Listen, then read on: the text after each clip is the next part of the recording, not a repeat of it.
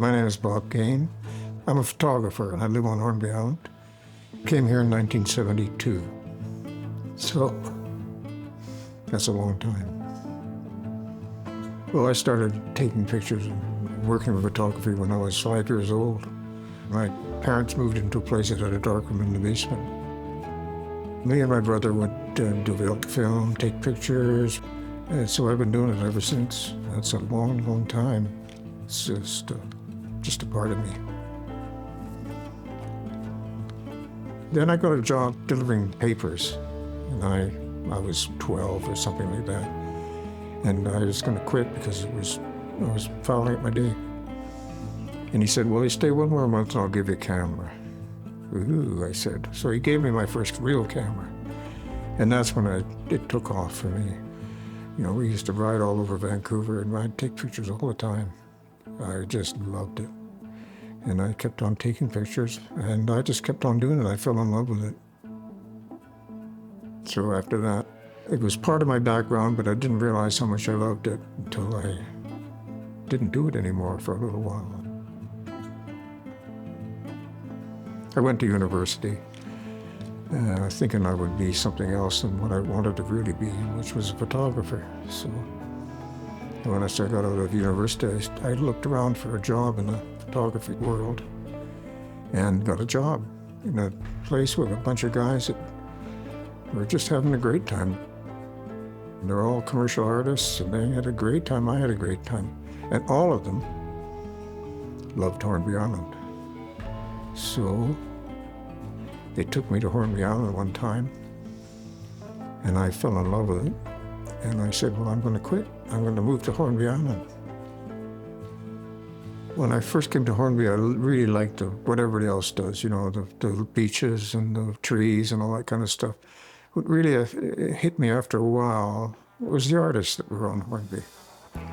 I liked their way of life. I liked their way of thinking. They were artists or jokesters, you know. They have a lot of fun. They have a lot of confidence, too, and I like that. And they're really weird people, and I like weird people, so that worked really well. So I was 28, and it changed my whole world when I moved to Hornby. But it still brought the camera, and the camera was most important to me then. Hornby was a special place in those early days, 1970s, and it was all dirt roads. So you could drive across the island in the middle of summer and not see anybody. And you could go down to the beach and have a fire in the middle of summer and everybody would be fine with that. The people there were very supportive and it was something that I'd never experienced before because I grew up in the city. But here, it's a community, and it was a community at that time that I really enjoyed. And it was a little more difficult in the early days to get on and off Hornby. So all the work was done here. Everybody had a job here that was doing stuff, helping each other, but everybody got along just fine. And there were no restrictions on your house building or anything like that. You just built it. That was what happened. Same as I built this house. Same way, you know, 1972, I was building a house. Nobody said you shouldn't do that. You just do that, you know. And everybody was doing the same thing at the same time. It's a little different now. Quite a bit different, as a matter of fact. But the initial community is still here. You can still feel them, and I can still see people that I knew way back in the 70s, and they all know me, and I know them. I used to take photos of the community happenings. I've been part of the community in that way forever, you know.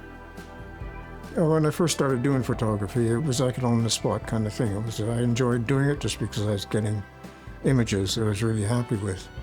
But now it's more like I'm looking at stuff and it's memories. At the time, I thought I was doing something special on the days, and now I'm looking at it as a historical reminiscence. I really enjoy the images. I really enjoy the way the images go together. And I really enjoy some part of my mind that I wasn't aware of that can see those images and shoot them. I like being involved with it. It's a lot of fun, and I spend a lot of time looking at my own images just because I enjoy them so much. And on Hornby, it's a memory. Looking at photographs from 40, 50, 60 years ago. And it's amazing how each photograph will bring back the times that it happened, how it happened, and what was happening. And generally, on either side of that photograph, I can't remember anything. I like trees and people and that sort of thing. There's an interaction between people and there's an interaction between wildlife. And I can see it through the camera. I can see it more and more the longer I've been doing photography, the easier it becomes for me to see it. And then I'm really, really happy because at that point I'm not thinking about photography, I'm doing it. I spent so much time working at it that it became a natural thing for me. It became something that I intuitively did. All the photography I do now is stuff I've learned over the years, So it's simple and it's really satisfying. It's got to do with doing it forever, It just becomes a natural thing in my hands and in my eye. Doesn't matter how good the camera is, if you can't see it, you can't see it. Every photograph is different, but every photograph is the same in a way to me. I'm trying to get the elements together and I'm trying to get a certain feeling across. Things work together, and I really enjoy the interplay in the photograph, and you feel it. When I'm shooting, that's what I'm looking for. Even in the woods, I'll go out and I'll look at trees and I'll say, well, you're not behaving yourself. I'll take your picture. That's what a good photograph is taking a picture at the right moment at the right time, God. If there's a couple of trees in the photograph and they're arguing with each other, it shows up to me, This is the way it gets to me and this is the way it keeps me going. Spruces up my soul. I really feel great when I see a good photograph. I see things that are happening that I really enjoy, and I really enjoy taking pictures of them. And of course, I like to record hard facts. I like to see what's happening, not gloss it over or anything like that. So it's an ongoing procession of reality. I don't see any romance in what I do. My interpretation of the photographs is more like a feeling of life, I guess. Photography, in the way that I see the world around me, it's allowed me to be an observer. It's allowed me to sit and watch rather than be involved. When you're looking through a camera, you're different from what you're looking at. You are definitely a part, which doesn't really bother me because the rest of the time I'm there, But when I take a photograph, I'm a different person. I'm a robot.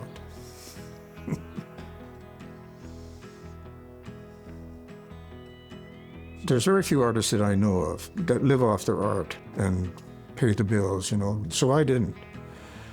I was successfully building houses and running backhoes and all that kind of stuff because I wanted to do the photography as the way I wanted to do it, It would never, ever support me. It doesn't today, I didn't expect to make any money at it, and I never really did. Although I took hundreds and hundreds of passports.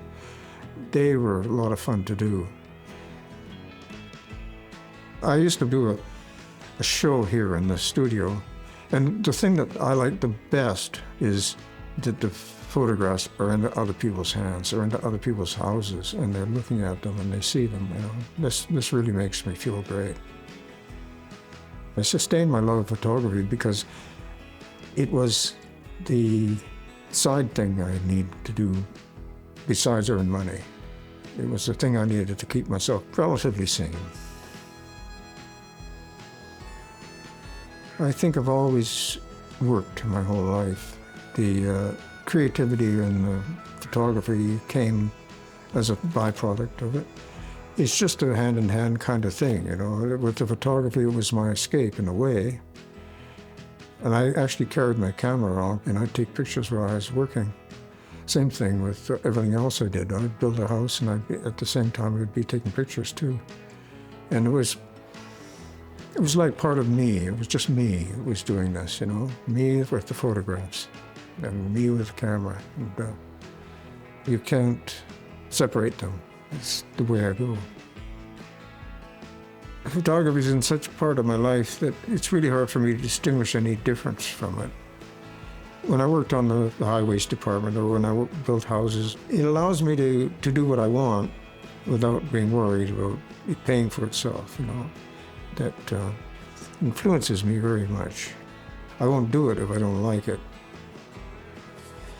When I submit photographs to books, it doesn't matter that they pay me, it's just a matter that I'm happy, you know. I think I see the freedom in photography as an essential part of my living, essential part of my soul.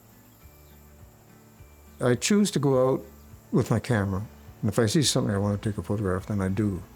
And usually I do, because it's just, the world is full of good photographs. The longer that I live, the more I see photographs. I go out and I see trees and I see an image that I like to record. The essence of it is it's a lifelong experience for me, and it's coming to a head. I just loved photography and loved my pictures, and there's no hesitation when I take a picture. It's just I shoot it, you know, I can see it. I don't have to plan anymore. I don't have to think about it anymore. I just do it.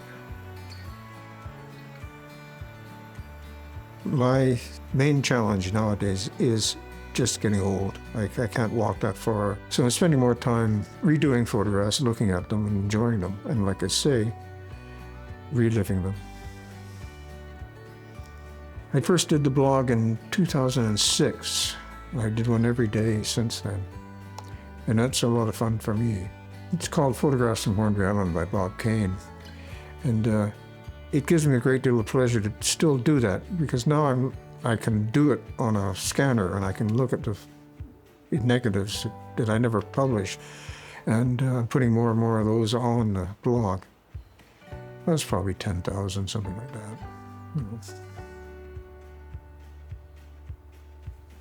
I think art influences people. It shows people there's a different way of looking at things, and it shows people there's a different way of living too.